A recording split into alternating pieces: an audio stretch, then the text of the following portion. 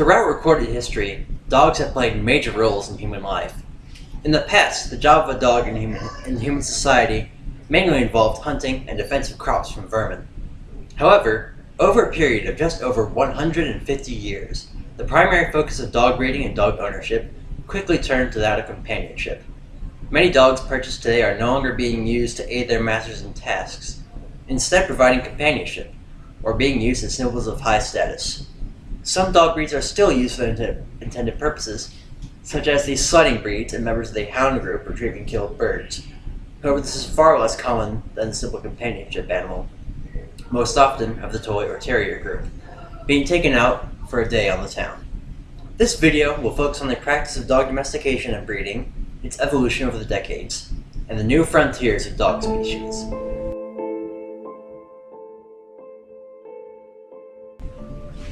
The earliest undisputed dog domestication occurred around 20,000 years ago, with genetic sampling suggesting an East Asian origin, with some of the most ancient dog breeds coming from China and Japan. The most likely scenario for early dog domestication was very cautious and experimental. The current hypothesis is that wolves brave enough to approach hunter-gatherer campsites were rewarded with cooked gristle or bones.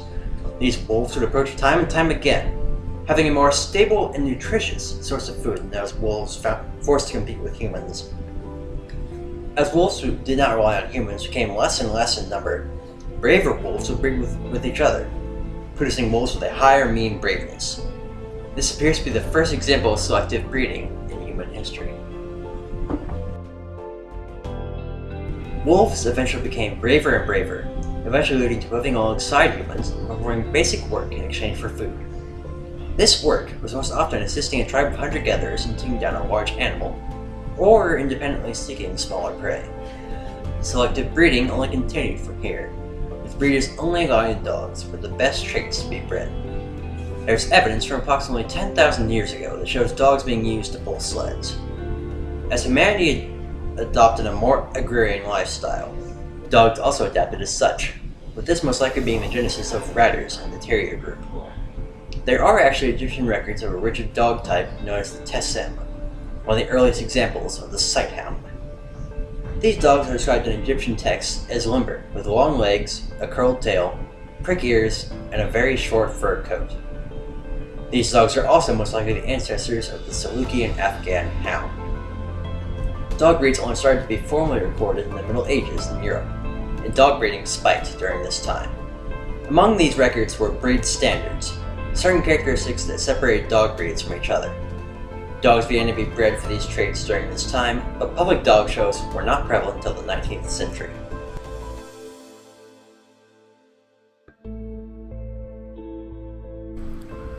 Dog breeding has changed in the past 100 years, and sometimes it isn't for the better. One of the cases is the Bull Terrier, which at one point was a very beautiful and athletic dog with a slim torso and a well-proportioned head. It was called the embodiment of grace, agility, elegance, and determination, and the gladiator of the canine race. But now they have football-shaped heads and a very thick body. They're also prone to growing extra teeth and also have a very bad habit of chasing their tails.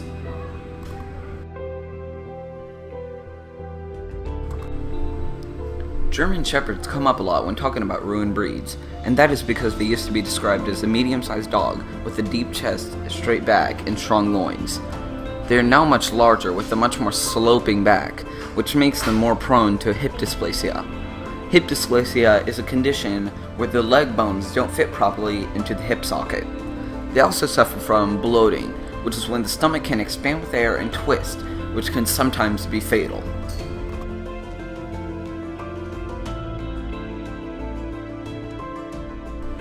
There are many things that can go wrong when breeding for looks, and the English Bulldog is an example of that.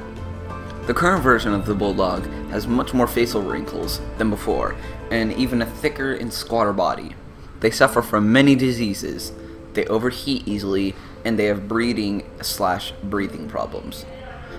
Their average age of death is 6.25 years, which is much lower than that of the average dog.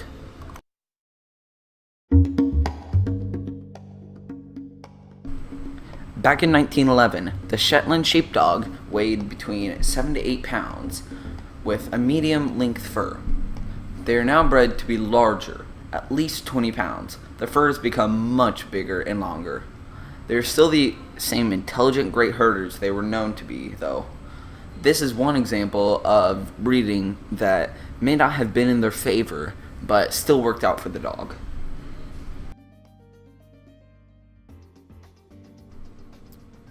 The Dachshund, or the Wiener dog, used to have functional legs and necks that made sense for their size.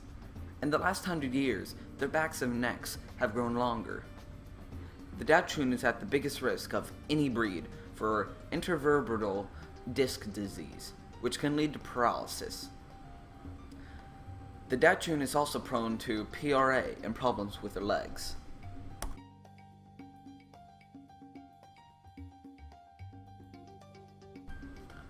Boxers used to look like more of an average dog than they do now.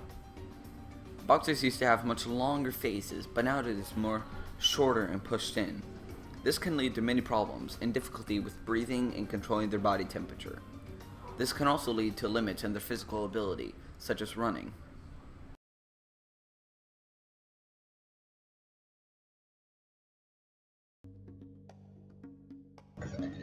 St. Bernards used to be working dogs, but not anymore because of them being oversized and bred to have a lot of skin.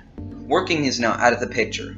They quickly overheat and they are prone to many diseases, such as entropion, ectropion, Stockard's paralysis, and hemophilia.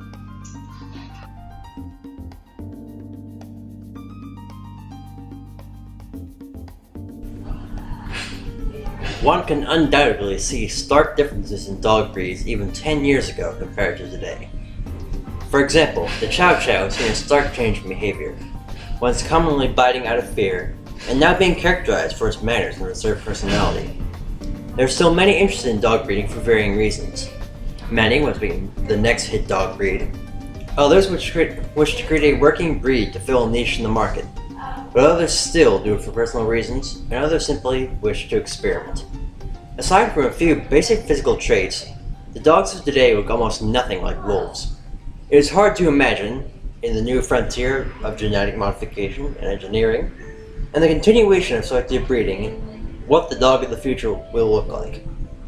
Many new breeds are not recognized at all by the American Kennel Club, the official organization for dog breed registry and recognition, such as the Yorkie Poo, Cockapoo, and Havashoo, due to their mixed breed status.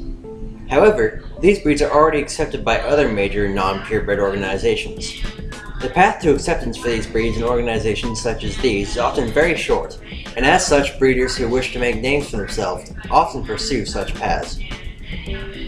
Unfortunately, dog breeding is really all about the fame and fortune, and as such, many dogs contract breeding defects and many others are forced to birth pups until death. Hopefully, as the evolution of the dog continues, this practice will die out in favor of more sustainable breeding.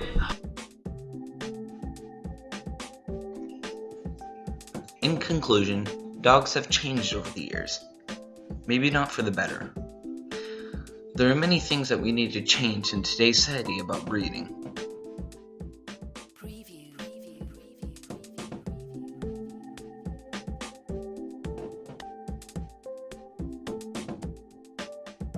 And they need to be treated with the love and care and respect that they deserve.